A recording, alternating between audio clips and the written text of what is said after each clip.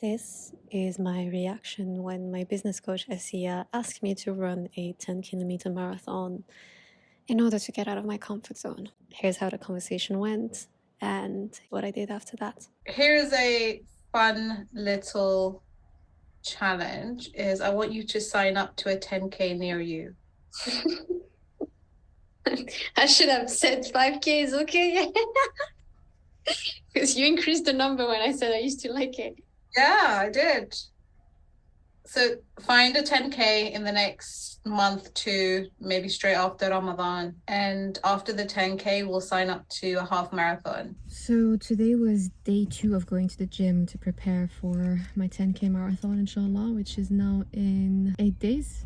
Wow. I managed to run 5 kilometers in about 32 minutes without flinching. No, I'm just joking. I had one cramp at some point and I was starting to get a bit tired towards the end. For someone who hasn't run in like a competitive setting or like a athletic setting in 15 years, I think it's pretty decent. I was expecting myself to die at about 4 kilometers, but I was okay. I was actually speeding up and I was getting that high that you get sometimes when you're running. I'm aiming for the runner's high every time I start running because that feeling is just like no other. It's like ecstasy. My goal is to do the 10K marathon in 1 hour. Judging by how I'm doing right now, it's probably gonna be unrealistic, but I'm still gonna aim for that. I'm so glad that I'm doing this because lately I've been playing small and I haven't been happy with myself and how I've been showing up, and this is like a wake-up call for me because playing small is just not me. I've been through enough struggles in my life to know that I can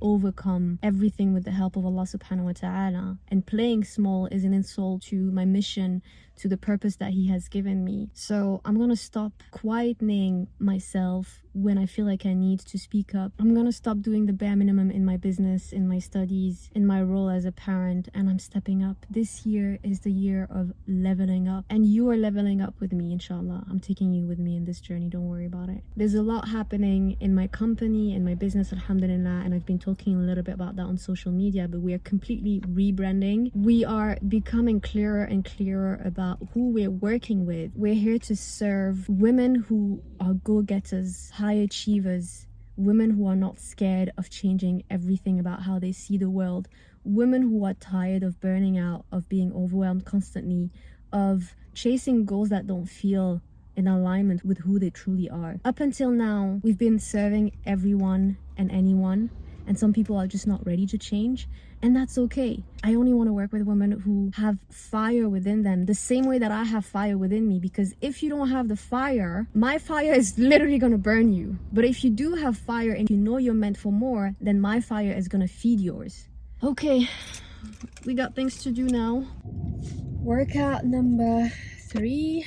Well, actually, I was not gonna work out today, but I have an induction at the gym. They're gonna show me how to use the machines.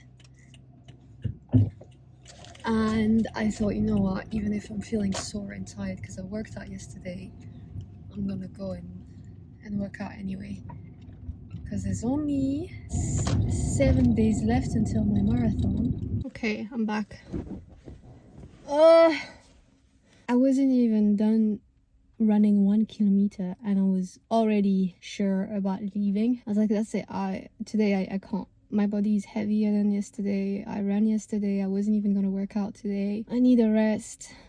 I'm not feeling it. And as soon as I thought I'm not feeling it, something shifted and I thought this is an excuse.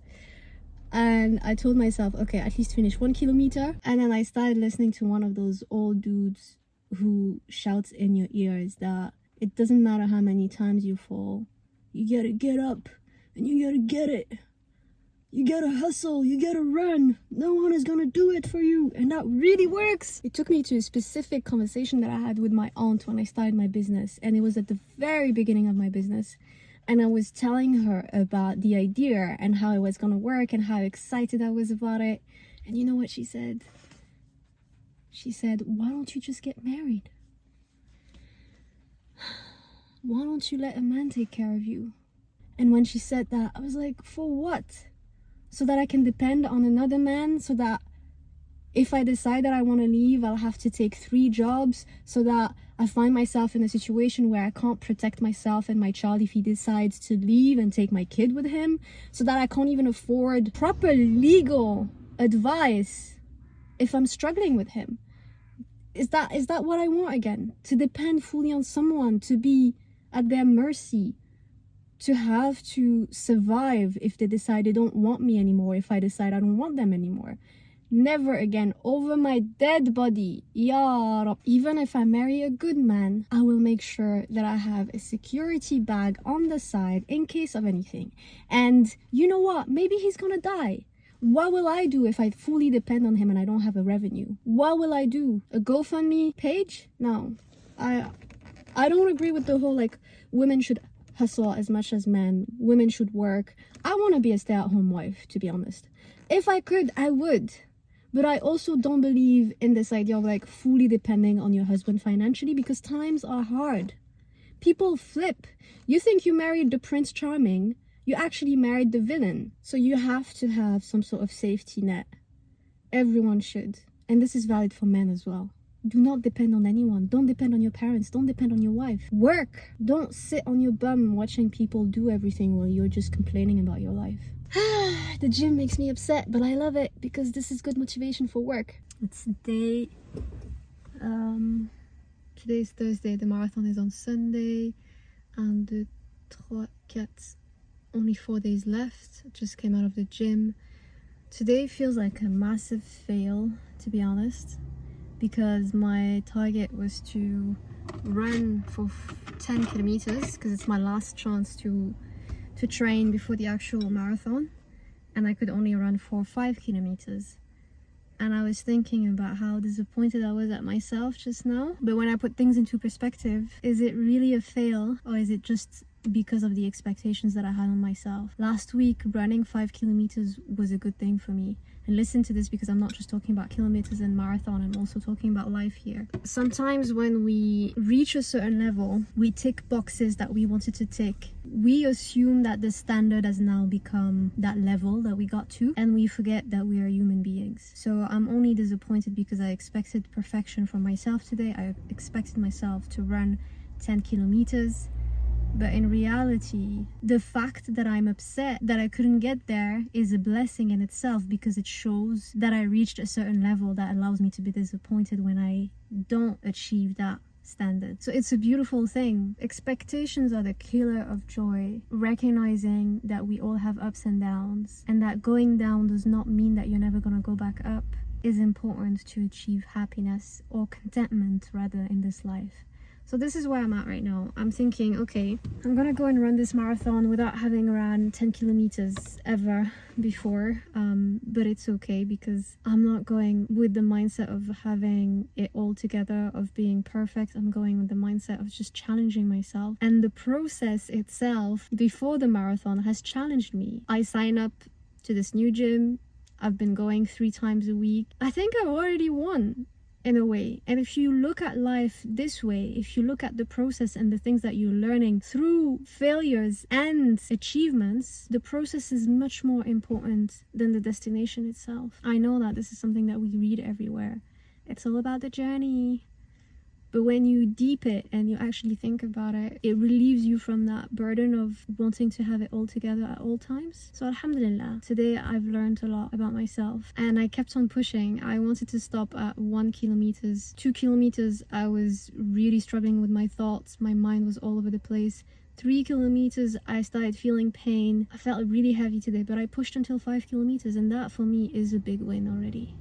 Showing up is a big win. In life, you're gonna have these moments where you got it all together one week, and then the next week you fall back into your bad habits. And the last thing that you want to do at that moment is be harsh on yourself, because that's not being harsh that's gonna push you forward. It's the opposite. You need to practice self-compassion and look at yourself like you would look at a child, and pick yourself up with kindness and compassion. And next thing you know, you'll be back at it. You'll be achieving your goals one step at a time, rather than trying to rush it and never actually get getting anywhere. The mistake that I made this week though is that I have planned a girls' night in at my place with my girlfriends the night before the marathon. I completely forgot. I don't know, like I'm seeing this not as a marathon, I'm seeing it more like just an event that I need to show up to.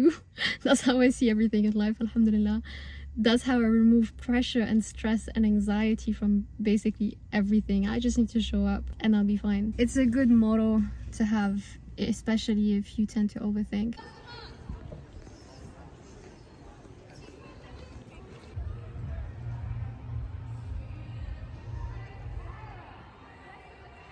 Alhamdulillah, we did it. I did it. I'm not gonna lie. Okay, I'm so happy, first of all. I'm so happy and I'm so proud of myself. I ran a 10K marathon with little to no preparation. I cannot feel my right leg anymore, or I can feel it, it's quite painful. But alhamdulillah, just a few minutes on the experience itself before I go home, take a shower and just literally collapse. Collapse is the right term. Although I do feel a lot of energy right now. It's like, I think it's the runner's high. The biggest mistake I made was to not allocate a designated driver to take me back home, because that was painful. Oh my god, it was so amazing. The first half was easy peasy, alhamdulillah. I was almost too confident, too arrogant, thinking this is gonna be really easy. Like, I can do this, I got this, I'm gonna run a 10K, as if it was nothing. And then my watch was telling me that I was already at 7 kilometers, but the actual race parkour was saying that I was only at 5. So when I got that news, I was a little bit devastated because in my head I only had 3 kilometers left, and then it ended up being 5, I guess. So I just stopped thinking about the distance and I focused on like positive affirmations, motivational quotes, dhikr, and I did it. I did it, although my legs at some point just abandoned me. I could not feel my legs anymore. I felt so heavy, but then I would have these moments of like burst of energy because of what I was thinking about. At some point I started thinking about how I used to run when I was younger, and my sport teacher once made a joke about my brother being in prison, and that enraged me when I was only like 15 or 14, and I brought back that memory. And anger is such a powerful emotion, so I brought that feeling back and I started sprinting and that gave me a boost. Then I finished the 200 meters, I got my medal, and then I got stuck in traffic forever because obviously when there's a marathon they block a lot of the roads. Did it. The whole experience was challenging, but it was a good lesson as per always remember that you're capable of doing more than you think you can. Every time I tell myself I'm too sleepy to work in the evening, or I'm too sleepy to work in the morning, and I just snooze, or I go back to bed after Fajr, all of these times it's all in my head. Those are all excuses. I'm not that tired. I can do it. I don't need to sleep 12 hours per night. I don't even need 8 hours per night. If I have something important to do, I can get it done.